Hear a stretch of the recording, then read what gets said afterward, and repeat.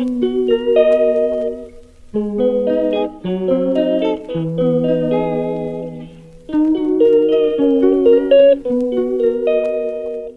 I'm going to be showing you how to remove the window tint from your car. I'm doing my interior front windshield, but this would apply to the side windshields as well. So let's get started. Make you cry, you were right. Just leave me be, I'm not gonna put up a fight.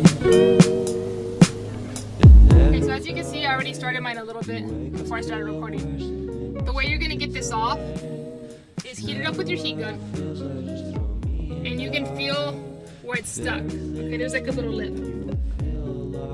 It's hard to focus when it's in sunlight. From that point, you're gonna stick this and peel.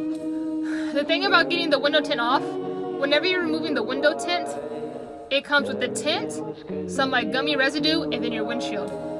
Whenever you heat it up with your heat gun, that's what's gonna make the glue and the tint stick together. So when you peel it off, it comes off in one go. If for some reason you peel it off and you have that sticky residue on there, you can still get it off. It's just gonna take some time and scrubbing to really get the gumminess off of there. So if you heat it up good enough, okay, about 5 inches apart, away from the windshield, the glue and the window tint will come off together.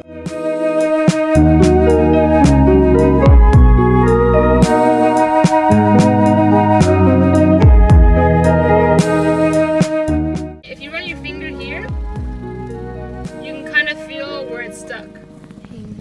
So that's where you're going to get your razor and slightly start putting pressure there. And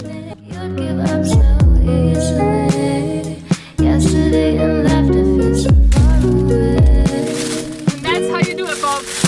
150, not paying it. Not paying it.